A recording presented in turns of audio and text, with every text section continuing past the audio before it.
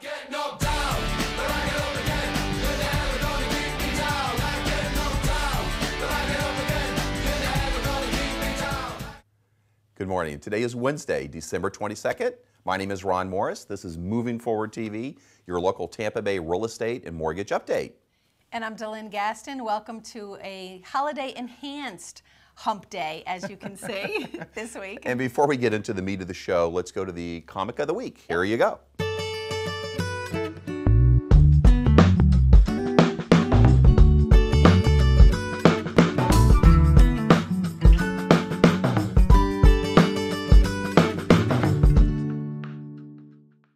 You gotta love Peanuts. I love Charlie Brown. I love Charlie Brown Christmas. Anyway, we were going to talk, before we get started on the show, we wanted to talk quickly about condos. Last week our show was on condos, and we got a lot of A lot of feedback, right? A lot of questions. Good questions, right. Good response about that. Some people wanted to know how to find out more information, how much it costs to get their complex Right. approved, things like that. So first of all, if you missed last week's show, please check out our archives, and you can watch the show. A lot of good information on it. And what I've done is I put a link on the email that you received this show with.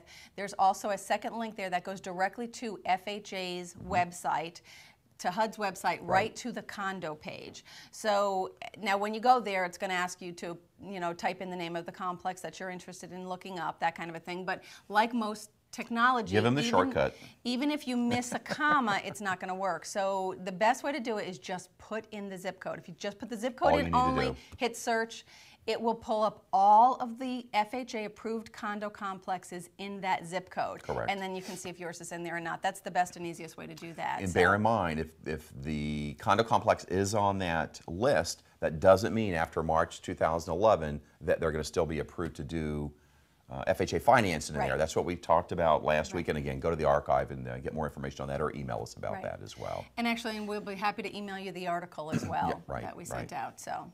And now for something completely different. Okay, this week we wanted to talk about the jumbo markets and jumbo financing and how the financing is affected by jumbo products. Now, there have been, a few years back, anybody could have gotten a mortgage. There was a lot of stated products. You could have gotten a regular mortgage real easy, and you could have gotten a jumbo mortgage real easy as well. Just as easy. And then a few years ago, in the last 3 years, as all of our lives have changed, jumbo became very, very scarce, and actually what was out there was just downright ugly. It was very. So just last 6 months or so, the markets have changed a little bit. Now, don't get me wrong, there are still a lot of lenders who will not even lend on jumbo in Florida. We're like the, ugly stepchild or something of the country. With condos and jumbos and some other things as well. A lot of lenders don't want to touch them in the state of Florida. Homes. But we have a number of lenders in our bank of lenders who are looking at doing jumbos again, and at pretty good rates. At much more attractive rates, right? I know. I recall I had a client a year and a half ago asking me to do a refi on a jumbo loan. This is back when Fannie Mae rates, conforming rates were in the mid to high fives. Still very attractive rates, not as good as today, but they were very attractive. And I remember pricing a handful of jumbo loans, and they were in the 7 to 8% range, which it was very embarrassing to even quote that to the client, but that's what they were. Now, I know a lot of that had to do with Wall Street, and they weren't buying those mortgages on Wall Street. It was kind of in the middle of the mess that we've all been living through. But probably 6 months or maybe a little bit longer than that, they're buying them again on Wall Street, and now the rates are much more competitive. I know I just quoted one gentleman, it was a $1.4 million refi on a 7-1 ARM, was in the low fours. Low fours. At the time, that was what conforming rates are. Over $1 million. Yeah. Which brings up a good point. With the jumbos, how they work is the higher the loan amount, $1 million to like $1.5 million, we might be able to do 80% financing on. The higher you go, though, up to $3 million, it's going to start lowering your loan to value. Not that somebody who's buying a $3 or $5 million house, they don't need 3.5% down. They don't necessarily. LTV is not a problem for them, but it's just so that they know. 80% is what we can get right now, 75 to 80, and that's on second homes as well. On some jumbo products. So. It's a great product to have, and just keep in mind with the jumbo product, just like Delynn said, the higher your loan amount, the lower your loan to value is. And also the credit score requirements are much higher than a conforming loan as well. And as an example, I think I had mentioned a gentleman that I was trying to help with a mortgage. There's actually a difference, at least with some lenders, if you're self-employed or if you're employed. Matter of fact, this one lender had a 40-point spread. They needed a 700 credit score.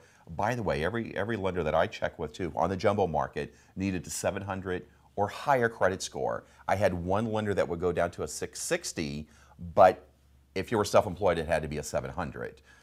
So bear that in mind too. That's part of the equation as well. Higher loan amount, lower loan to value, higher credit score requirements. Right. And like you mentioned too, usually the clientele that are buying the $2-3 million homes and higher, they're in a position to write a big check, whether they just don't want to finance that much or whatever the situation is. Right. And now for something completely different. I wanted to talk about why it's time to get off the fence, why buyers should not be on the fence. The last 2 weeks have been a prime example of why you should not be waiting around for values to drop. 2 weeks ago, our interest rates were in the low 4s. Today, we're borderline 5%. So we've had almost a 1% increase in interest rate in 2 weeks. And as we mentioned in previous shows, rates tend to go up faster than they come down. So your purchasing power is not going to be the same today than it was 2 weeks ago. Okay, rates are around 5% today or thereabouts. What are they going to be 2 weeks from now? Get off the fence. For your buyers out there, now's the time before these rates keep going up. We don't have a crystal ball today. Not that it tells me what it is anyway, but it's time to get off the fence and get out there and buy a home. Absolutely. Ron and I have been working on some numbers, taking a look at a buyer who has maybe a $60,000 a year income to see what his purchasing power is. Assuming some debt ratio, assuming some taxes and insurance, a person who makes $60,000 a year is approximately 2 weeks ago anyway, when our interest rates were around 4.25%, he could buy, let's say, up to about $240,000 in a home. Today, fast forward, our interest rates are hovering right around 5% now. Now that same buyer can only buy about $220,000. So he's lost $20,000 in purchasing power, which is about a 9 or a 10% drop in what he can buy.